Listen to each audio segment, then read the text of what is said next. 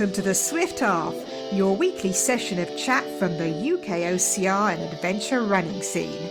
Each week, pub landlord Alan and our favourite regular Ian discuss races, runners and anything else that comes to mind. So pull up a pew, pour yourself a drink and join us for the Swift Half.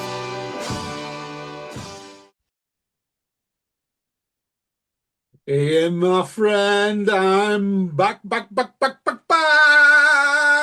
I came in last week and he wasn't here. Well, I was going to say, I was expecting you last week. We waited as long as we possibly could, and you didn't show. Well, I came in, even the landlady had left. Everyone had left, and the pub was still open, and it wasn't serving beer. You'd all gone, you'd left me, absolutely left me. I felt gutted. But I did listen to your chat. Loved your chat, you and Meg. Absolutely brilliant. So well done for that. But I'm back, Ian. I am back. Thank you again to guest landlady Meg, who did a sterling job over at the Euros this past weekend and managed to get there. I'm not sure if anyone follows Meg on socials, but it sounds like she had fun trying to get there. She had a little bit of travel issues. It seems like we're going backwards in the UK when it comes to travel. There was a tragic incident that meant various trains couldn't get through. That's what caused Meg's issue. She was bang on time for everything else, but she still managed it. But it does feel like we're going backwards. Oh, soon I'm convinced I'm going to need to hire one of them little guys with a flag to walk in front of my car. Without a doubt, Ian, you're definitely going to need one of them. Is it the way travelling is at this moment in time? Is it this new passport thing? Because I've got to admit, it's an absolute nightmare.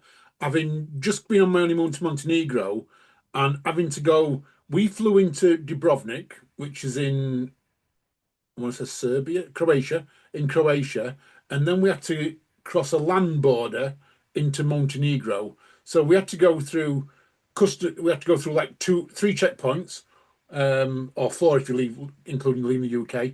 But on three of them, you had to put your hand, you have to do your passport, and then you have to stand there and wait until it takes a picture of you and matches it to your passport, and then it reads the chip on your passport. Ian, it's what was or should be a 2-minute job, or not even two. Literally, you should be able to put your passport in. Technology now should do that. It was literally 5 minutes for every person. We was at the Montenegro border going into Montenegro for over an hour and a half for a bus of like 16 people trying to get in. Absolutely shocking. That terrifies me because I've got to fly. As you know, Alan, we're going to try and do some media over at the High Rocks World Championships, as you're aware.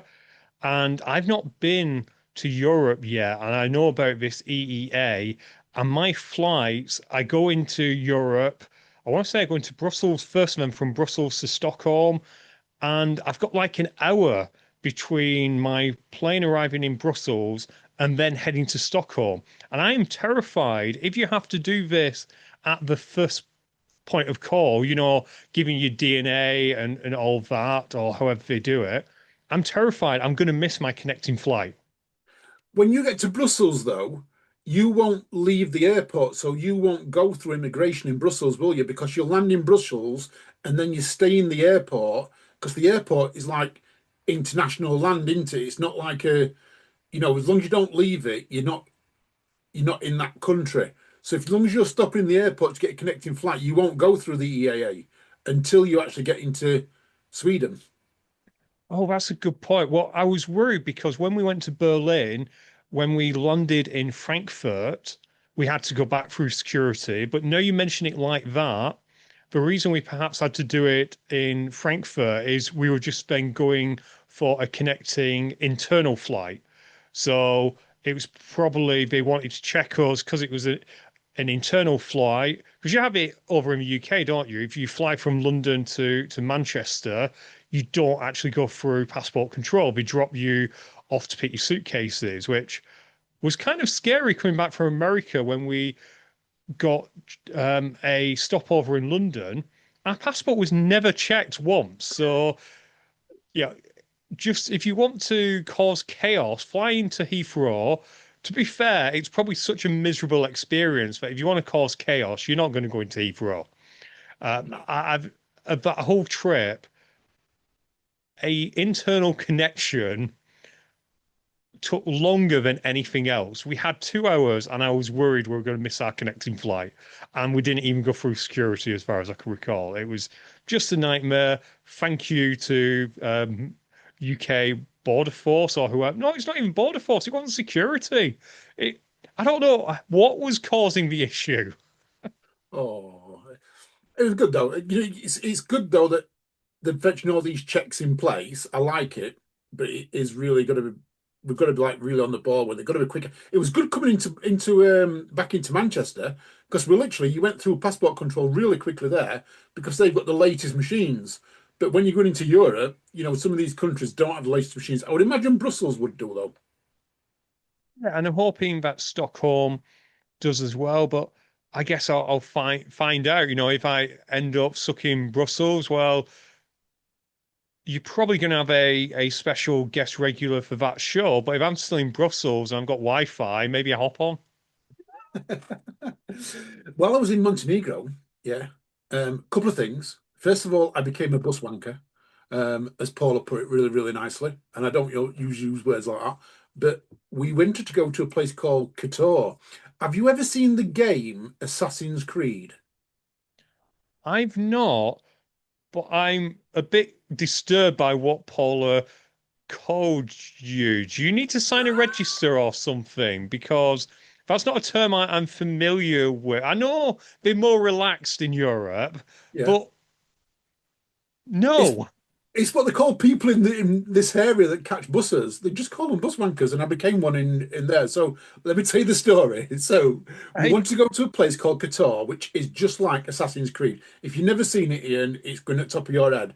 But anyone who's ever seen Assassin's Creed, I'm sure it was made in Qatar in Montenegro because it's its spitting image, old town, really, really old. All dates back to the, you know, 10 AD or whatever it was, something like that. Absolutely beautiful. But from our hotel, they wanted €80 per person to go to this Qatar. So that's like about £70, isn't it? And I was like, I don't really want to go to Qatar for 3 hours on £70. So we get our phones out. Yeah. We got a taxi from our hotel to a place called Hersing Nova, €10. That's for both of us. Then we got a bus from Hersing Nova all the way through to Qatar for €5 each. So that's where we became bus wankers because it was an hour and a half journey on the bus, which you would have been on a coach. And then we got the bus. We had like about 6, 7 hours in Qatar. Absolutely beautiful town. Like I say, we ate there and saw all the sights. Then we got a bus back and a taxi back. In total, it cost us like €40 maximum. Where if we'd have gone this coach, it would have been like 160. So absolutely amazing. But I saw a race while I was there. So this is the thing. There was a race actually taking place along the seafront. And I messaged you and I told you about it, didn't I, while I was actually there. It was called One Run.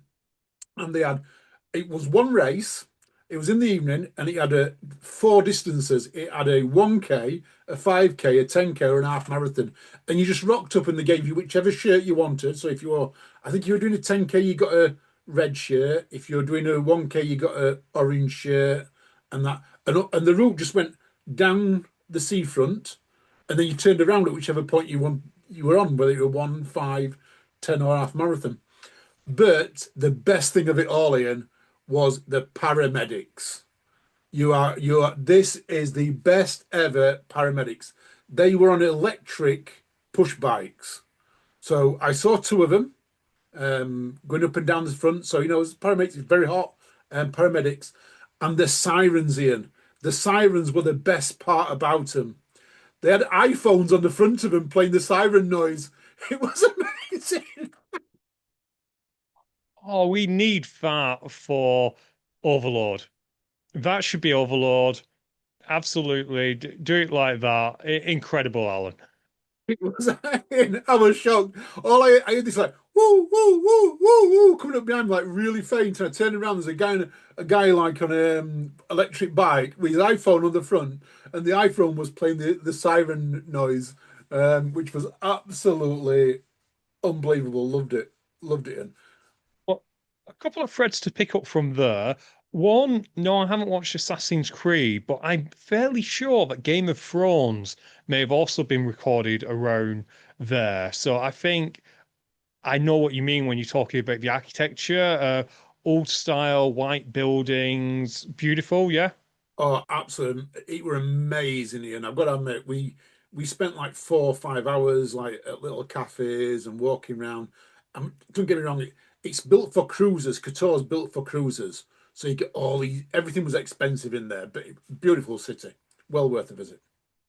The other thing I want to pick up on is we know from our good friend Will Chung, because he's more well traveled than me or thee, he goes abroad a lot to do races, and it always surprises me the sheer number of evening races that they seem to Mm. have of the, particularly when he was in like India. And I guess when you think about the temperature during when we race, it makes perfect sense because unlike the UK, and unlike it being, a little bit colder at night, it's still nice in the evening, isn't it? It's just cooling down. And usually their parks and that have good lights because they're so used to people being out and about. Because you have the same in Spain, don't you? Yes, there's areas which will be completely dark, but there's lots of areas where you have these fabulous street lights, which are almost like mood lights. Did you see that over there? Yeah, very much like that. Is it off yellow or something like they call it? So off white or something like that. That yellowy type lights, absolutely. But that's what it is everywhere, isn't it, over there? I think it's because they don't have the electricity that we have over here. It's not powerful enough to make it white, so they've got to go like with these like yellowy coloured lights.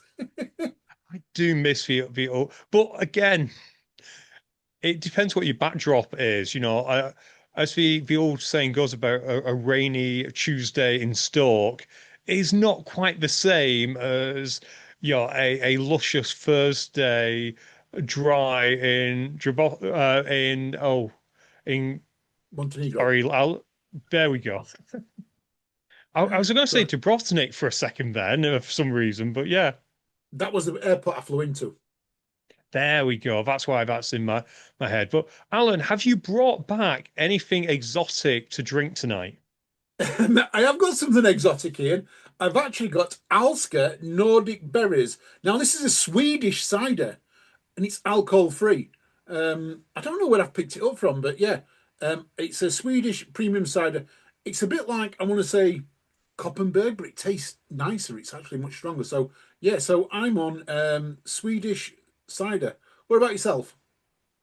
I'm on a version of a cider. I'm actually on juice juice burst. You can't see it on YouTube. I don't even know if we're going on YouTube, but if we are, you can't see it. But juice burst apple juice, which has been fermenting in the fridge for a little bit, so it probably is no cider. I like that. It being mentioned in the fridge. Have you ever put apples in pears in the fridge? I put all mine in little Tupperware boxes, and I keep mine in the fridge because I don't eat them. You know, if I put them on the side, they go too soft. I like my apples and pears like quite hard. But if you leave them in the fridge and you forget about them, they go soft. And I'm always tempted that because they do tend to leak that little bit of juice and it's clear and it's like, and I'm tempted to actually drink it just to see if it's fermented cider. But no, I don't. But I'm tempted sometimes. Maybe one day you'll get brave enough to do it. And speaking of bravery, let's move on to the European Championships because there was lots of brave people. I say brave. They were taking on what promised to be one of the hardest obstacle courses around. Because if you were listening last week, our fine landlady Meg gave an excellent account of why the Spanish obstacle races are slightly different to what the Scandinavians are used to. To remind you, listener, in Scandinavia, it's all about kind of flowing and being able to move quickly, almost a Ninja Warrior style. Spain has the similar type of rigs, but they're constructed to be difficult, to stop you in your tracks so that you can't just breeze through them at speed. Almost like Dino's rig from the memorable or infamous uh, Okra championships in 2017, Alan. But yeah, is that a fair description of them? It certainly is. It was absolutely brutal. I mean, I've got some results up on that, Ian. So, um, as you can see, out of if we look at this one, this is the short course, the 3K course. There was only 219 finishers in the course, and I know for a fact there was over 400 people took part, maybe even over 500. So not a lot of finishers in the men's. Quickly go down until we find it quite. We'll mention the top three for us: Ruben Garcia Gomez, David Bozo, and Philip Dreswicker in the men's. Quite a way down till we get a British athlete, Joshua Hall, age 14 to 15, 32nd overall. And then I do believe Gavin Hogarth was the next one. He was in 58th place. Big shout out to Gavin in 40 to 44 age group. Females, again, only 104 finishes in this one, Ian. Like I say, massive shout out to everyone who did finish. Robin Davis won, Victoria Dudoff and Beatrice Rubio Lastra in third. If we go down to the females, 31st, we had Shyla Dehaney. She was our first female. She also ran in elite level. And then if we keep on going down, Annie Batten, age group 14 to 15-year-old, in 46th place overall. And if we keep on going, we're going now quick. A lot of people really struggled. Dawn Jolly's down there in 86th. I hope I haven't missed anyone else out. I'm looking at the flags, people. Anyone's watching it on YouTube can see it. That was a three course, Ian. We've also got, there was the standard course. But before we do, let's quickly talk about the 3K course, because I know of a athlete on Instagram called OCR Live, and you're talking there about the course being really hard, Ian, and really tough. It became absolutely tougher for this particular athlete. Yeah, it really did. Do you want me to explain what happened? I will let you go ahead with this. We have got a video, but we haven't been authorized to show it, so we can't show it to people. So we're going to have to explain what happens. It was, I was going to say a standard rig, but none of these rigs are standard. But it was one of these slow rigs and a rig, plenty of handhold type apparatus. And then roughly, I want to say maybe halfway or maybe just over a third, you had a rope, which again you could grip hold of. And from there, you had to propel yourself to the next handhold. Well, what happened to poor Liv is she got to this rope. She obviously put all of her weight on it, as you would, because it's your first time really that you've been able to use your legs to kind of steady yourself, to perhaps take some of the pain away from your hands. And the entire rope gave way and she came down on her back. Thankfully, as we understand it, she was able to continue.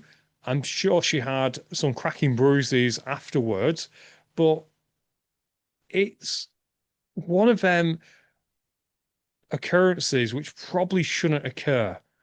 And particularly for championships, yes, you could say it was a freak accident, but when you're putting up rigs and when there are apparatus there where it's clear someone's going to put their full body weight, and to be fair, every single handheld should be able to hold someone's full body weight. And without being crude about it, Liv isn't exactly she's average size. She's possibly maybe half my size and a quarter of Alan's size. She's Yeah.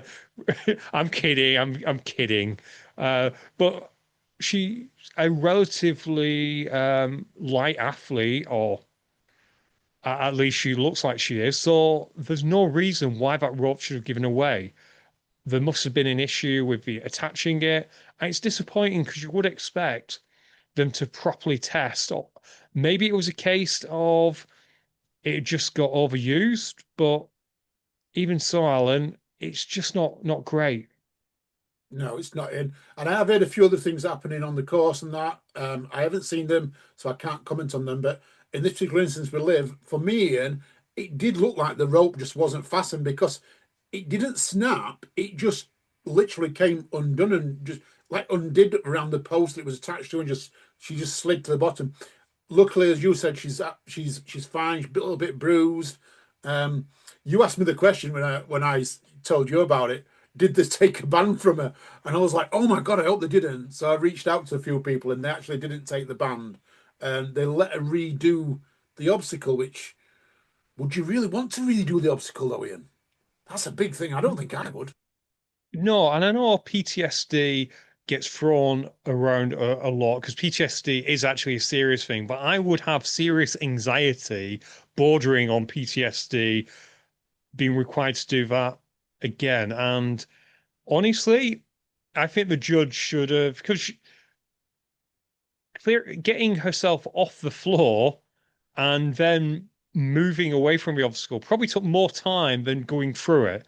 So if I was the judge, I would have just given her a bypass at that stage. It is what it is because there's a good chance that the impact on her back causes her losses down the road. So yeah, I don't think that was the right call if that's what happened. But overall, we've heard good things about the European champs. It's that old thing that you get confirmation bias when bad things happen. It's what you talk about, and you get in your head that only bad things have happened.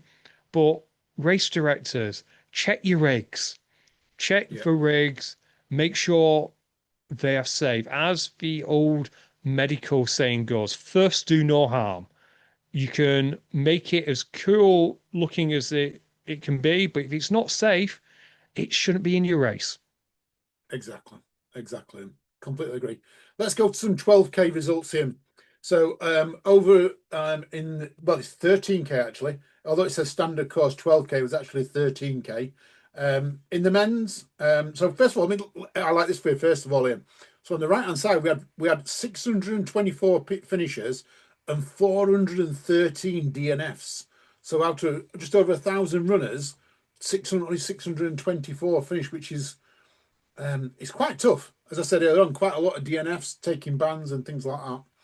But let's go through the men's top three. Stigen Lagrand from the Netherlands, Goncalo Prudencio from Portugal, and Spain's Adrian Martin Cruzado in third place. We'll scroll down so we'll find some UK athletes. Again, we're just looking at the flags. Where are we? With quite a little way down, I do believe. I did have a quick look at these earlier in. Yeah, Gavin Hogarth was the first runner the GBR flag, but we all know that he's Scottish. Well done, Gavin, 85th place. Having a season, having a great season this year, Gavin is. I think 2 seconds now he's got. Or was it a second and a third in the series? And now he's going up to the Euros and he smashed the Euros. Second man was Jonathan Hunter in 98th place. Jonathan having a good year this year, consolidating what he did last year. Over in the females, Ian, top three, Elsa Ripjastra from the Netherlands, Tanya I'm really struggling with these names, Ian. Pekastaravia from Bulgaria, and Beatrice Rubio Lastro from Spain.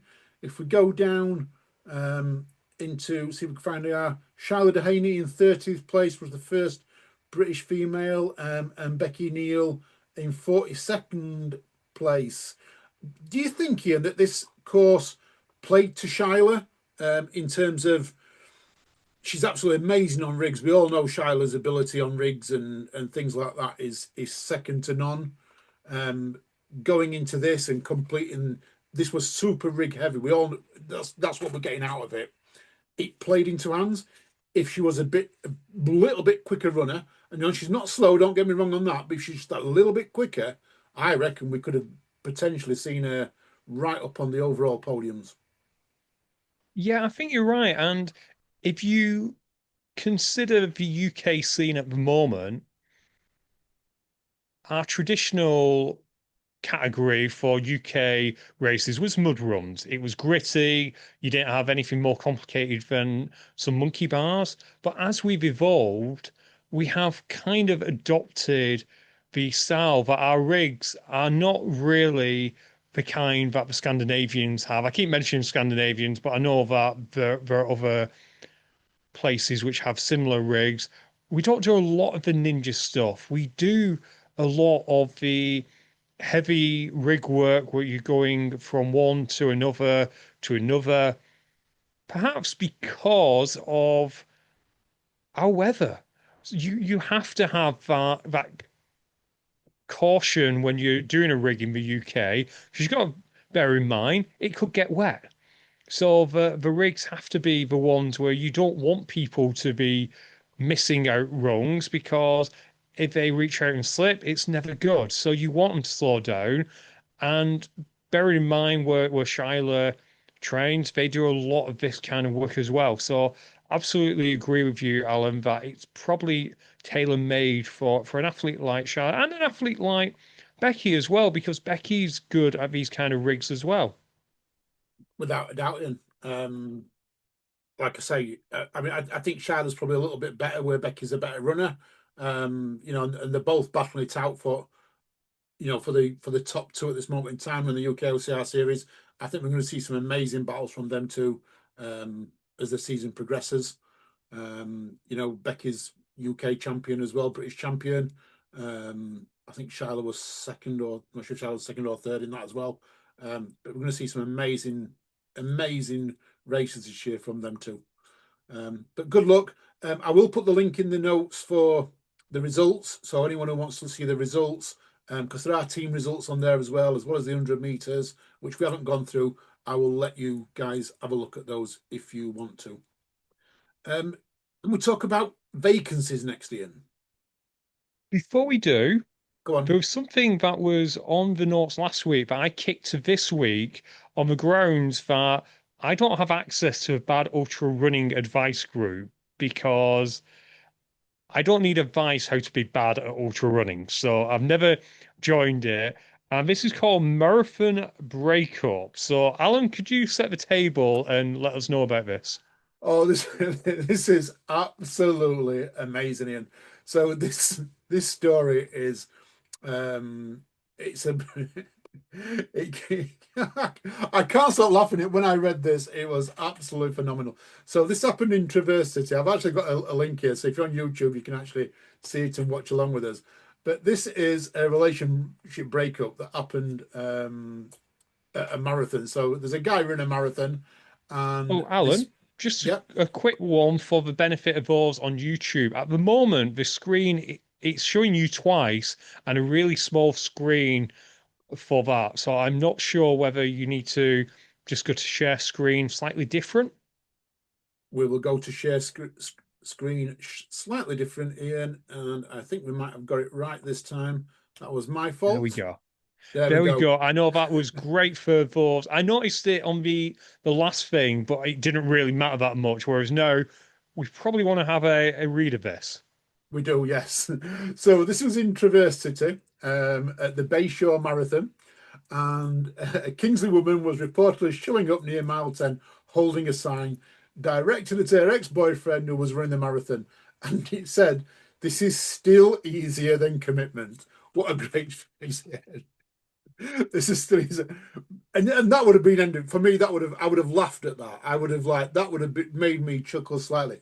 But no, the woman went on further down the course. So bear in mind, this guy's running, and she popped up on different parts with signs. Are you ready for these absolutely amazing? A sign that said, "You said you weren't ready for a relationship, and then you bought a $900 Garmin watch." We've been there. We've been there. You trained for this marathon more than us. Your Strava posts were the final straw. Maybe try communicating at the same pace as you post splits. This is absolutely amazing.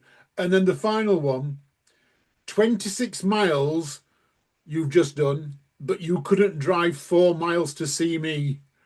Oh, Ian, this is brutal. What a way to split up with someone. This is absolutely brutal. Yeah, and also apparently several female runners began crying despite not knowing either person. And yeah, authorities attempted to intervene after a woman repeatedly screamed, "Keep running, you love doing that." Which, ouch. I know we usually have St. John's. Well, I don't know what they have in America, but I'm really hope that this gentleman got to a Burns unit after this because poor person. And we don't know the full story, listener. If she has been scorned, then well, it still seems a bit harsh, to be fair. I She don't think actually it, made a she actually made a statement to the press, which I thought was funny as well. So she said, at first he was just doing a little 5K, then suddenly our entire relationship became electrolyte gels, compression sleeves, and him saying things like, "My body just needs movement." Meanwhile, I'm crying next to a cat we adopted together while he's foam rolling in silence. And then she went on to go, Mittens the cat is actually now calling my new boyfriend dad, just to rub it in. well, what is she doing going to races to get her revenge? Sell the talking cat, be rich. Sell the talking cat. I like that. Be rich. If it's calling, I bet you can teach it words than dad. I love the comments though. There was a little bit there of saying that whilst you're absolutely terrified of this woman, you've got to admire the meticulous planning it would have took to do this. So, and Yeah. fair play to her. She must have been paying attention to her other half because to be able to get to each point, knowing precisely roughly when he was getting there, that's not easy feat. Anyone who's tried to track their friends around London Marathon knows it's not easy. So she scares me, but well done. I like that. She scares me, but well done to her. She might listen. She might listen. With a bit of luck, she might listen. As I was going to say before we moved on to that story, because that was a funny story, let's talk a little bit more serious. We have currently got Nuclear Wild Forest, or is it just Wild Forest now? Currently hiring people. They're looking for passionate, motivated individuals to join the Wild Forest team in the summer. Must enjoy working outdoors, and you'll be on hand to assist with school groups, children, parties, lots more. Flexible working hours. You'll be required to work days and some weekends. 18 plus. Email Sam. It's on their site. If you want to apply for it, reach out to me. I'll do it. And then we've got another one, Ian. So leading to our Tough Mudder day, let's talk about the one that you sent to me. Tough Mudder and Spartan 2026. We're looking for event people. They were indeed. At the time of recording, the job has expired. But effectively they were looking for volunteers that they were willing to pay 14.24 an hour, temporary staff. You read it, it is exactly a volunteer. You'll be over dynamic tasks such as wayfinding, supporting participants on some of the obstacles, registration, some elements of site build. Yeah, it's effectively what you have for the volunteers. So 14 whatever an hour, 14.24 an hour. You'll be doing 2 days because you'll also be covering the Spartan. And by my maths, it's an 8 hour day, Alan. I think I've got that right. So It You could be more because roughly, the full day is from 7 a.m. to 5 p.m. So you can either do half day, 6:30 till 2, or 7 till 5. So that's a 10-hour shift. oh, it is 10 hour. For some reason, I got it in my head that they they split up the second one as being a half day, but no, absolutely right. So in theory, if you do both days, you can walk away with a cool 300 quid or close to 300 quid in your pocket. Bike parking is included, which is news to me, and I probably wouldn't recommend it if I'm honest. What's interesting is no meals are provided to these staff, whereas MVPs, of course, do get fed. I don't know how to feel about this because I appreciate when it comes to Scotland, getting volunteers is always tough. Every event finds it hard to get volunteers in Scotland. High Rocks finds it hard. Spartan always finds it hard. I think McTuff occasionally found it hard, although they do have a nice core of people. But that is more money than, well, it's about the same if you think about the cost of the free ticket. But the free ticket, it's not actually costing Tough Mudder 120 quid to give you that free ticket. If it's a sellout event, they've lost 120 quid worth of opportunity. But when was the last time we had a sellout Tough Mudder event? They can just keep throwing out. So it makes me a little bit sad that if they did a better job, they wouldn't need to recruit, as in a better job of looking after volunteers. And we talked this last week a little bit as well with Meg. They wouldn't need to recruit like this and put it on Indeed. And the fact that they're actually putting it on Indeed is a little bit worrying in and of itself because usually this is just a straight agency job. You just call up Office Angels and they sort you out. Yeah, 100%. I'm in agreement with you here. It does look like they're desperate for volunteers. Putting it on Indeed rather than agency. Me personally, if I was going to volunteer, I think I would take them up on this offer because you just mentioned there £142, yeah, less tax. You're going to walk away with around about £100 cash in your pocket. If you book Tough Mudder early, you can get it for about 65 quid. So you either do a full MVP shift, yeah, you're going to get a meal thrown in probably, but you know, you're going to get a race ticket worth 65 quid and a meal, or you do this shift, you walk away with 100 quid in your pocket. Buy your son a 65 quid ticket, you're still £35 better off. That's me as a Yorkshire just thinking outside the box. No, I think it's a great idea. Of course, you have a little bit more hassle with this that if you're not already self-employed, you have to go to the hassle of registering. But saying that, Alan, everyone is allowed up to £1,000 in the UK tax-free. That's Yep. anything you earn on eBay. Of course, you probably need to track it. So even if you're not already self-employed, if you're only doing this one-off, 300 quid, you're probably not even going to pay tax on it because you have the initial 1,000. I'm not giving tax advice, listener, for the record. So if that's incorrect, go and check. But yeah, it's probably a better deal doing it this way. And if you're already self-employed, as lots of our listeners are, maybe they're PTs or similar, then it does seem like a no-brainer. And plus, Alan, the full day shift, you're not turning up to 7 a.m., which actually by Tough Mudder standards is a lying. Too right. Too right. Yeah.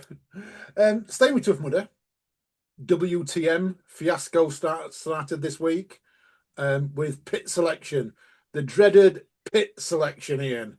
I'm a contender, from a one wolf run. You know, not many people have done that. So therefore I get contender status. Maybe I've come in second in my age group last year, might have a little bit to do with it, but no, I think it's wolf run still. So I got contender status. I was the lucky one, Ian. So come Monday this week, I was sat there and my email came through bang on 3:05, and I logged onto the system and I booked my pit space nice and easy.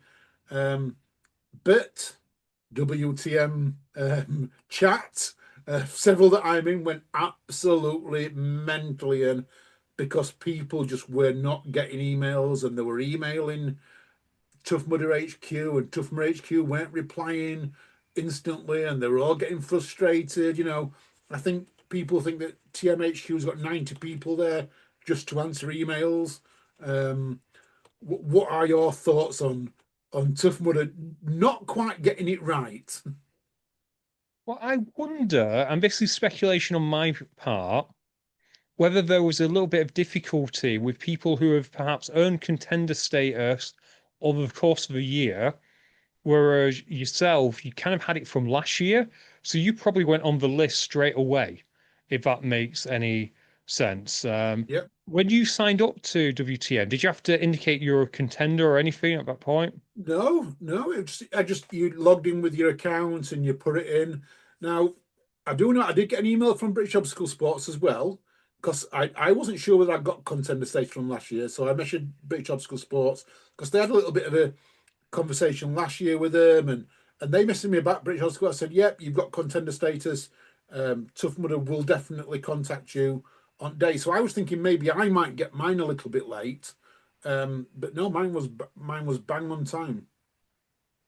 Yeah, that's interesting. But as my speculation goes, is perhaps you're on their radar, Yeah, and then perhaps people who have qualified for contender status during the course of a year, they didn't do a great job. Not the person, but Tough Mudder didn't do a great job of keeping that list current. And that perhaps is what happened here. It's very unfortunate because once it happens, there's not much Tough Mudder can do because lucky people like yourself gets a great spot or the spot you want. And then they can't really chuck you out the spot and say, right, everyone else has to.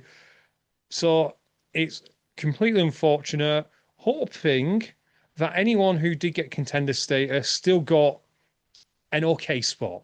And to be fair to Tough Mudder, the WTMs that I've attended, unless you are an elite contender, even if you are right at the back, most of the spots are okay. It's very hard to get a bad pit spot. Yes, we'd probably all like to have that pit that is right near the start or right near the finish. But with the amount of walkways and that and landmarks that they've put in, I'm not saying it's not important, but I'm also saying it's not going to ruin your race. completely agreeing. For your information, this year I have not got an amazing pit spot at the front. So if you know, last year I was like fourth row back, great pit position. This year I have actually not got a great pit spot, not because I didn't want, well, not because I couldn't get one, but because I didn't want one. So I'm an honorary member of the Scottish OCR community for World's Toughest Mudder. So I have joined with Little Big Scotland, it's called. So as you know, Martin and Kevin, who are going to do the um, orphan tent, and things happen. We've talked about this before. It happens. They decided not to do it. They have created their own Little Big Scotland. Not them too. All the Scottish OCR's done it, and they have got about 20 pit spaces all along the same row. So I am on G and H, all with them. Apparently, I've got to try and find some tartan from somewhere. I don't know what I'm going to get tartan wise because I've got to be an honorary Scottish member. But I'm with them. And they made me feel so welcome in their chat. They've got a WhatsApp chat that they invited me into and everything, and so I'm quite enjoying it. I think that's a great thing. I'm sure in some ways people aren't going to be as angry at you now because you were one of the lucky ones who got to pick their pair. I can help you out when it comes to tartan. I know. Are you still taking that poll that we've had in the past? You know, the poll that you put the various flags on, or are you not taking it this time? I wasn't planning on taking anything, so I'm not planning on even taking a gazebo or anything because they've got all the gazebos, they've got everything. I was literally going to take, and I talked about this in our World's Toughest Mudder episode that comes out Monday. I'm literally taking my shoe holder. Now you've got to listen to the podcast to know why it's a shoe holder. So I'm not going to give the game away, but that's all I'm taking with my stuff as in my running gear and my nutrition and that, and that's all I'm taking, nothing else. So I'm going to go really light, and I'm the whole plan is to go really fast, light and fast this year, Ian. 75 miles, please, is what I'm aiming for. Well, I can help you out then, Alan, because you're only taking your shoe holder. Pop to B&Q, get a tin of tartan paint. Get a Right. tin of tartan paint. You have to go and ask someone. They are worried that it would fly off the shelves if it's on the shelf. So you need to go and find someone, a member of a Saturday staff, and ask them. And they might be a bit confused. So tell them to go and speak to their manager and ask for a can of tartan paint. I think the red and black is the best one, but that often sells out. So the green and blue might be available. So yeah, head to B&Q, go and get your paint. While I'm there, do I need to purchase a left-hand screwdriver to open the tins with as well? Absolutely. And a long stand as well. A long stand, fantastic. Yep. That will. What about I know you can buy spotted rope as well. So do I need some spotted cotton to fasten things up with? It might help with your shoe hanger because you're going to hang it from something.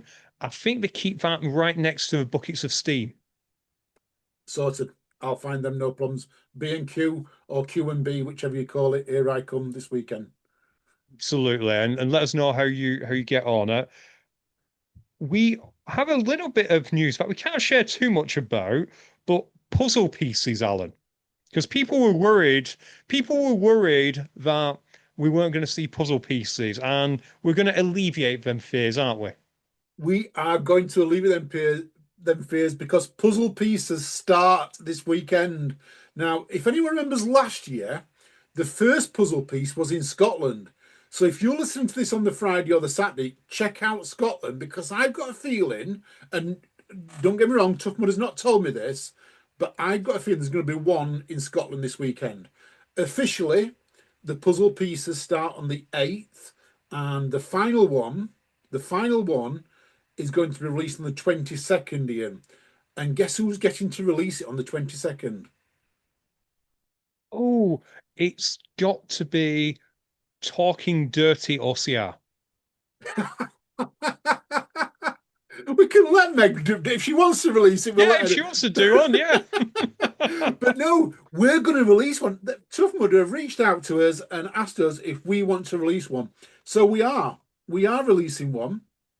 And the one we're releasing, I've actually seen it, and I'm not going to give too much away, but it's a good piece, and it tells you a lot about WTM. I can't tell more than that, so that's my little teaser for everyone. And I'm not going to tell you how we're going to release it, but if you look on what day the 22nd is, it could give you a clue. And what happens on UK OCR on 22nd, it will give you a clue. So yeah, watch this space. I can't wait till you release our puzzle piece, which clearly shows Little Big Scotland.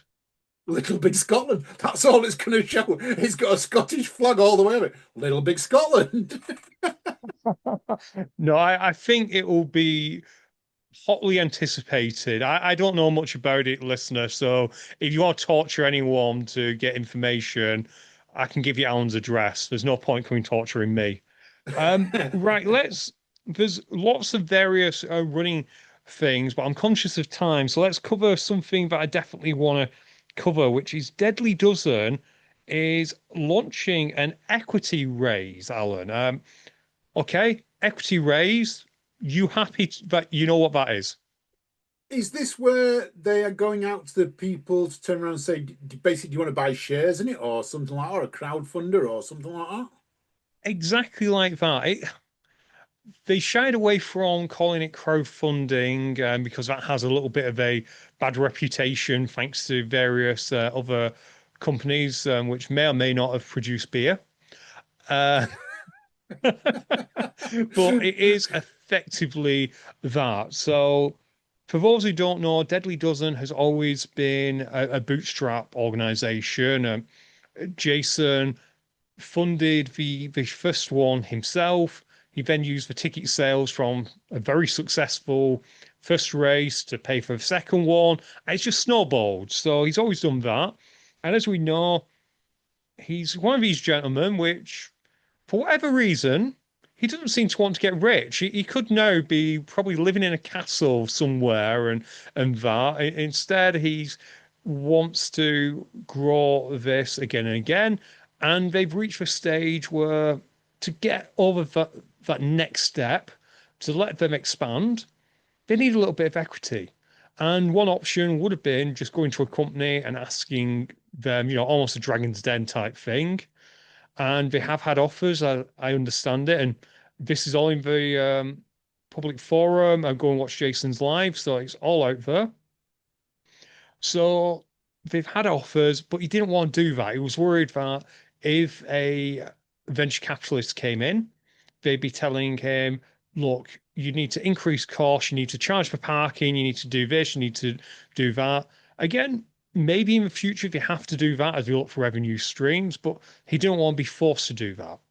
So he currently owns 100% of it, and he's giving a slice of it away, so 20% for £1 million.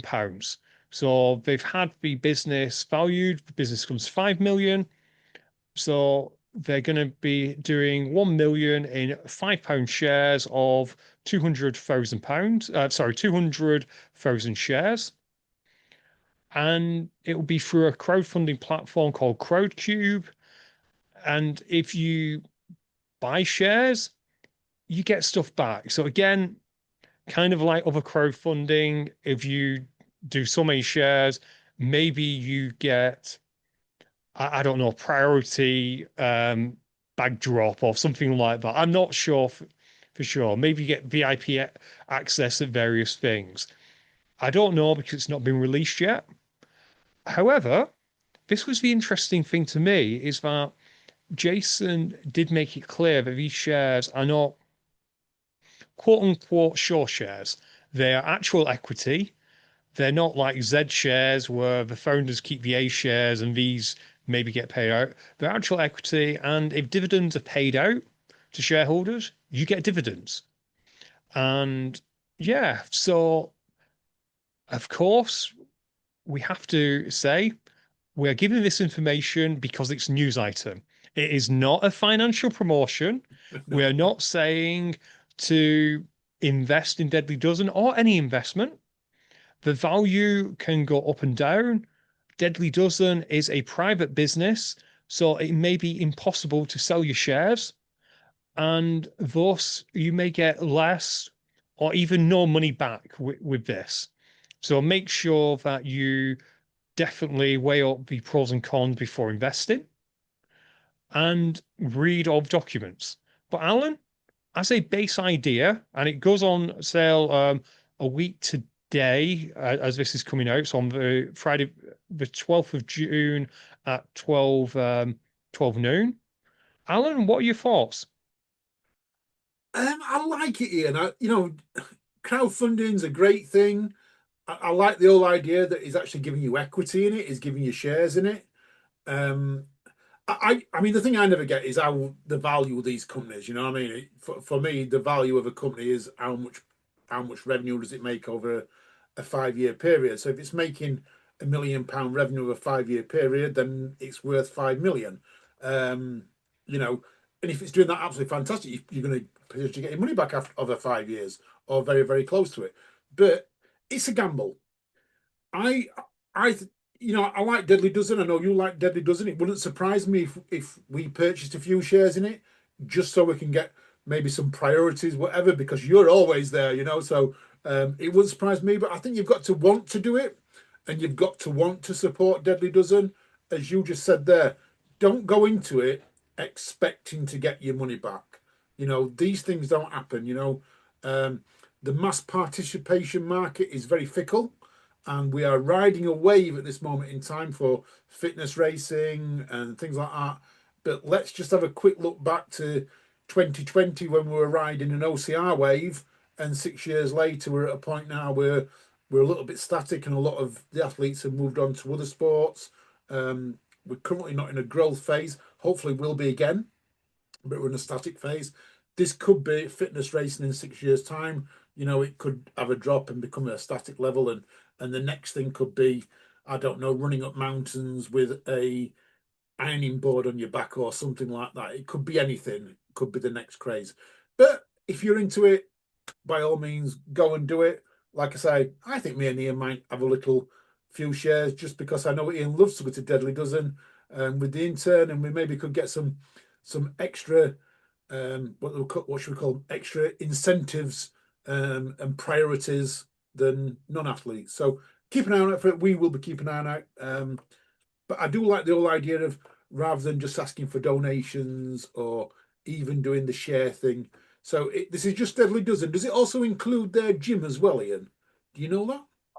I'm not aware. My suspicion is no. My suspicion is that it will be shares in whichever brand is taking on the race. And that is a good point. Of course, this is a genuine fundraise, so you have to log online. I know a little bit about this space, as Alan knows.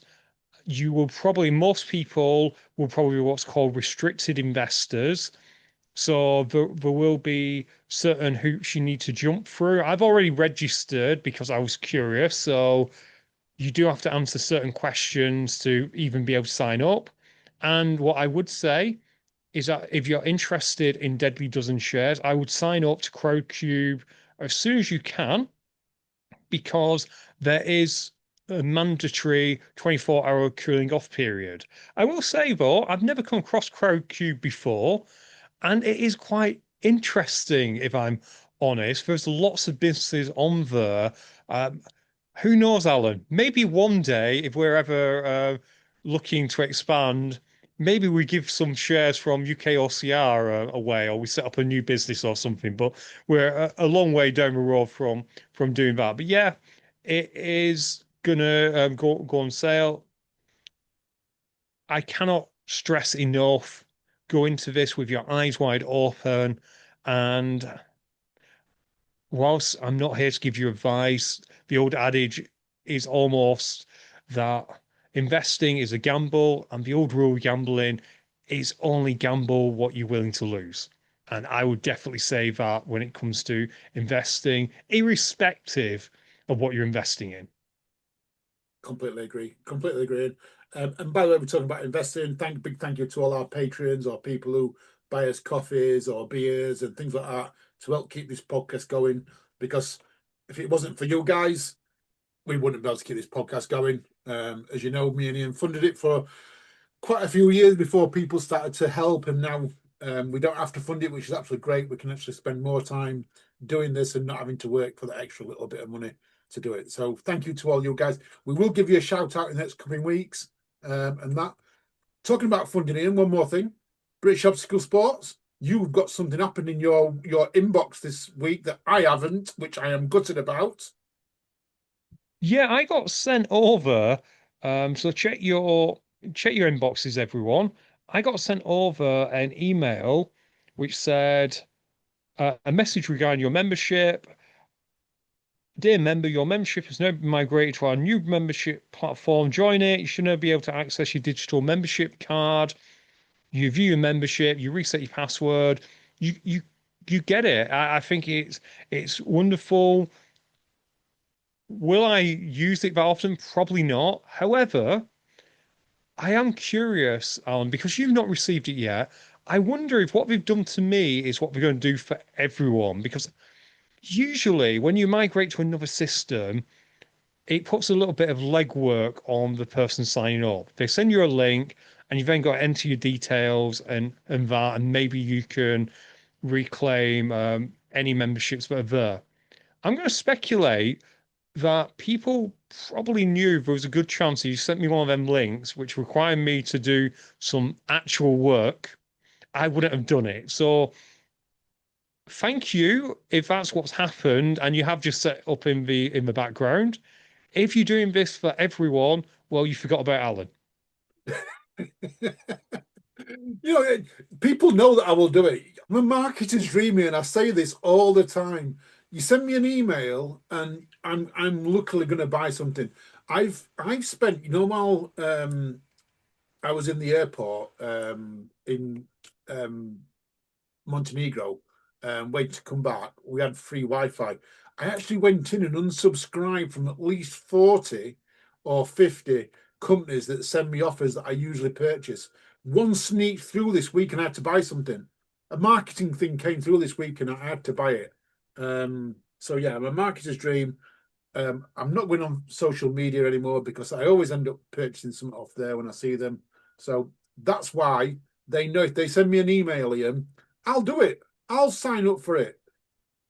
You will, and if you when you finally get your digital pass, I will say that all the discounts are on there. So you can get money off Born Survivor Lancashire, get money off Spartan Island, you get money off Toros, OCR Ninja Gear, Voom Nutrition, 15% off kit breaks, Enduro Sports, Brutal Run, Inflatable 5K, and Run Rebels are currently all giving you money off, providing you get a new membership card.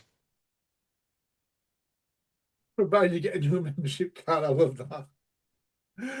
Uh, right, Alan, this is what we discussed last week with Meg.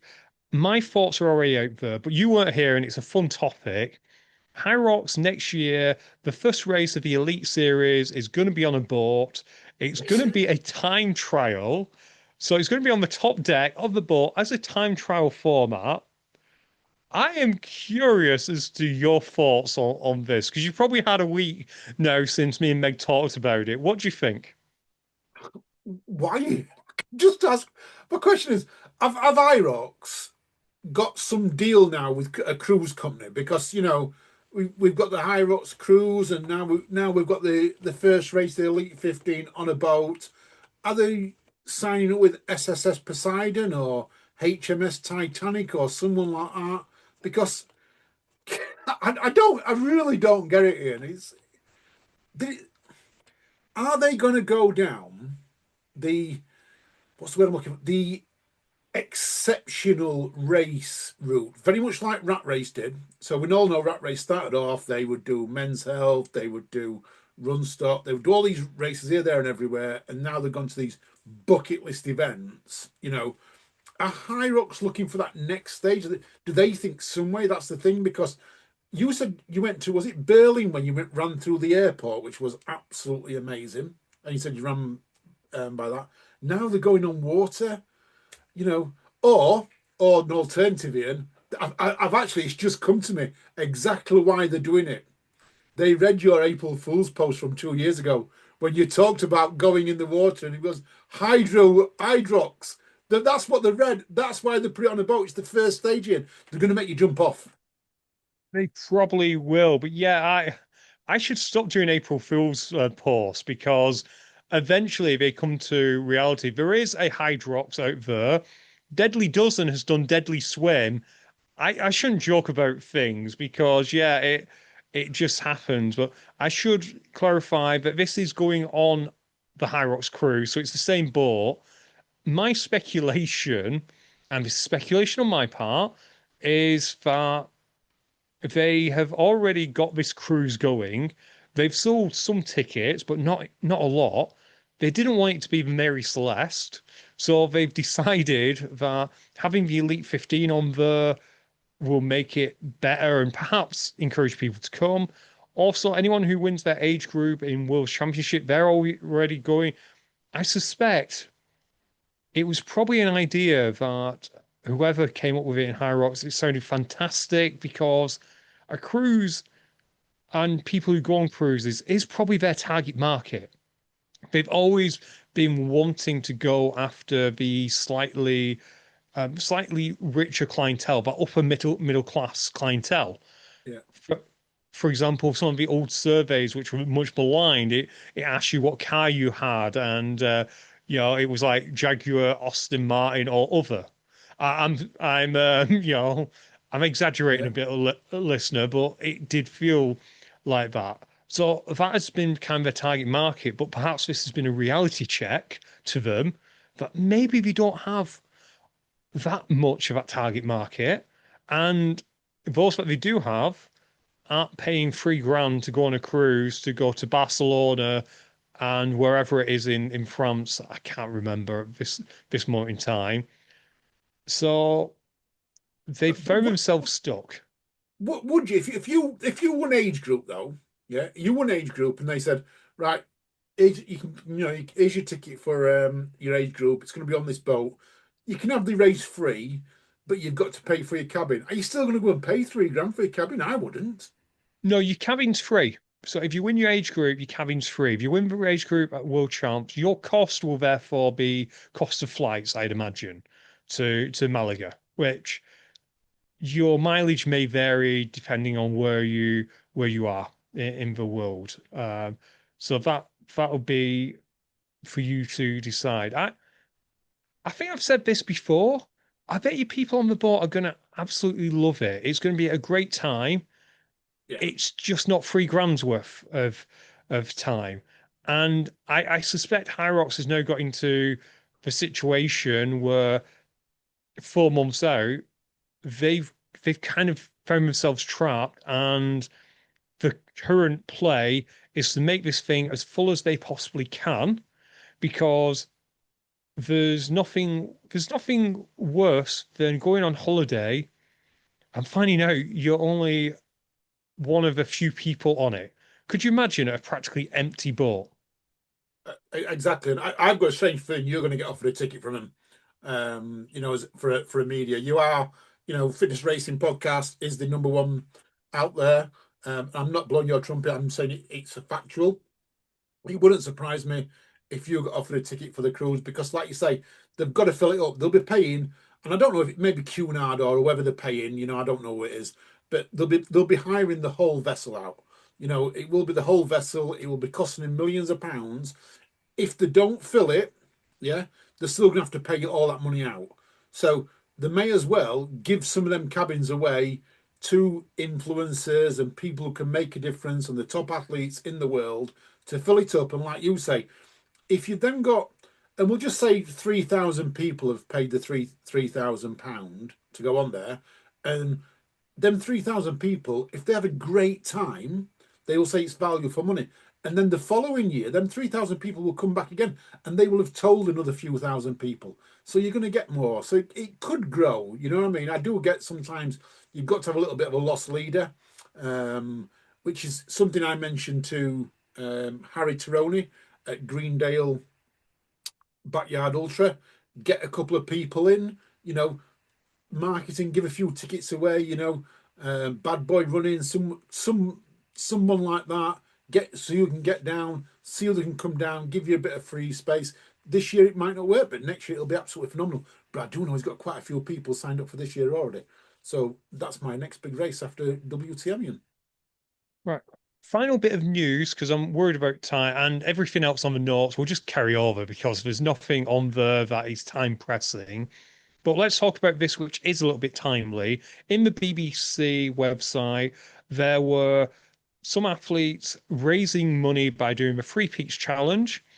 They did it from Ben Nevis down, because you can do the Free Peaks, and this is Free Peaks in the UK, both ways. So they started at Ben Nevis, and then they went to Scafell, and then they went to what I still call Snowdonia and Snowdon, because I don't speak Welsh and I would butcher it. And yeah, so they were up at press for time to get to 24 hours. And unfortunately for them, they happened to be going up Snowdon on a bank holiday, which kind of makes sense, doesn't it, Alan? Because if you're doing Free Peaks, bank Yeah, holiday, in theory, is a good idea, yeah, but not without a doubt. great when it's an unseasonably nice bank holiday, and Snowdon has more people on it than Disneyland. I went up. I've been up Snowdon a few times, and I remember going up once. I think I was doing Rat Race Sea to Summit or something like that, and it happened to be a Saturday and it was absolutely a roasting day. And I get where these guys are coming from. And going up Snowdon, from the moment you get to where you cross the railway tracks to the top, it's an absolute nightmare. It's 300 meters, maybe 400 meters of pure hell to get to reach the summit. I'm going to turn and say I didn't reach the summit. I didn't get to the summit because it's one little rock, and there's there's hundreds of people, if not thousands of people around it. You can't even get there. No, you can't. And of course, if you're doing it to raise funds, you kind of have to touch the top. So the story, if you're not on YouTube, is the charity hikers are really angry at being booed for dodging queues because there's something about the UK. We love queues. So Jamie Richardson and Richard Feynman avoided the Alton Towers like queues by basically they went up a different route. There's multiple routes up to Snowdon, as we know. There was once a famous race that took you up all of them, which sounds a lot of fun to be fair. Not for me, fun for Alan. And yeah, and they basically just walked straight past. And I'll be honest, I'm conflicted because on one hand, I can see their point that everyone who was queuing because they wanted to take a picture at the top. All Yeah. they wanted to do was touch it and then leave. I can see that point. On the other hand, barging past them, I don't know. So I can see why the crowd reacted by booing them. Yeah. And I also don't think I'm doing it for charity is a particularly good excuse, as in post the event, because they talk about they should have seen my t-shirt and knew what I was doing it, which the way their story goes, it sounds to me they just walk straight past everyone as opposed to saying, I'm ever so sorry, I'm on a time deadline. Would you mind if I just touch it and then we're gone? So that's my conflict. Alan, what say you? Yeah, I'm with you that. I mean, some of the things they're saying is not great. I mean, they're complaining, but I just need to get over with. I'm in the sun, I'm getting sunburned. I just need to tap the top and leave. Um, People not knowing what I've been doing. It was 20 degrees, there's no shade or anything. I was physically struggling. I just want to touch the summit and get on with it. They should have seen my t-shirt and let me go by. You know, when I first saw it, and I had a little bit of sympathy for him because I was thinking, I've been there, I know what it's like to get to the top, all of that stuff. But I'm going to turn around and say that the guys, they don't sound like two nice people. I know they're nice because they're doing charity, but what they're saying, he just doesn't.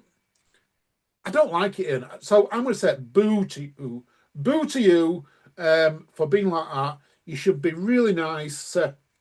Excuse me, I'm just doing this charity card. Just please, just touch the top quickly, and I'm going to be away. I'm not taking photos. I'm here and I'm gone. Please, if you won't mind. And if someone says, "Yeah, I do mind," then you get in queue. You get in queue like the rest of them. And I don't think us British would mind. I don't think there'd be anyone out there that would say, no, you can't get in. You've got to queue up just like the rest of us, because that's not what we're like. I don't think people like that.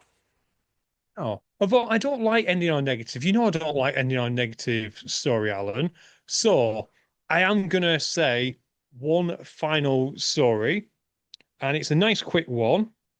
So, Alan, how to answer like a real runner. If someone says, what was your marathon time this weekend? What is the wrong way to answer? 3 hours, 14 minutes and 22 seconds. Okay. What is the correct way to answer as a runner? Well, while I was out there, when I hit the 5K mark, I got into a bit of a headwind. And while I was into that headwind, it slowed my pace down a little bit. And then I had to go up the hill. I started to bomb a little bit. So I took a couple of electrolytes, but the new types of electrolytes that don't really agree with me. So that actually made my stomach go a little bit dodgy. So I had to really slow down and everything else. But I did push on, carried on a little bit more. When I got to the halfway mark, a bit of a downhill section, but I was caught behind a few of the runners because I've been a little bit slower. So I eventually got down to the bottom of the hill, realised that I had to make a bit of time. So I pushed a little bit, but I was due to headwinds. I'll tell you what, if I hadn't have had all these problems, I would have done it in a sub 3 hour time, without a doubt. Absolutely. That's how you answer like a runner. And listener, like I say, we're having a bit of fun, but that's the way we are as runners.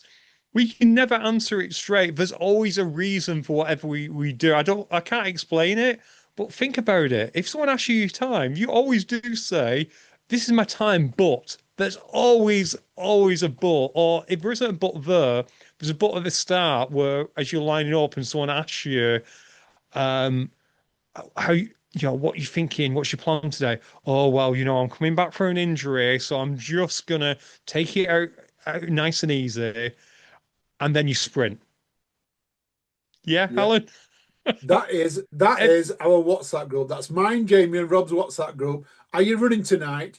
Yes, but I'm carrying an injury. Yes, but I'm only planning on doing 5K because I ran 10 yesterday. Yes, but I'm carrying too much weight. That's my answer to that one. Yeah, but I'm carrying too much weight at the moment. It's always, yeah, I'm going running, but It's great. It's the language of running. I think they're actually called shaggy dog's tails, aren't they? Elsewhere for something else. So, listener, if you're in the OCR pub, the UK OCR pub, I want to hear your best answer. Completely make it up, doesn't have to be real, to the question, how did your last run go? Because I bet you there's an absolute story there. Just like Alan, we're talking about WTM. Best of luck to everyone who takes on WTM. I know you're all on for 100 miles based on the hot lap and before any of the obstacles open.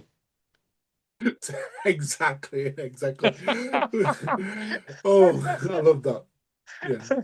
Right, listener, and on that, we're a bit longer than usual, but I hope you've enjoyed Alan being back. I'm going to say it's goodbye from me. And listeners, thank you for listening. Don't forget, coming Monday, we have got WTM chat with me, Will Chung, Leanne Simmons, and Charlie Boy. We do it every year, a little bit different this year, so I hope you enjoy it on Monday. Following week, we're going to have the last year's WTM tips, and then the week after, it's WTM week, and we have got WTM to talk to us. And that, watch out for those jigsaw puzzles. But in the meantime, you stay safe, you keep on running, and we'll speak to you all soon. Bye.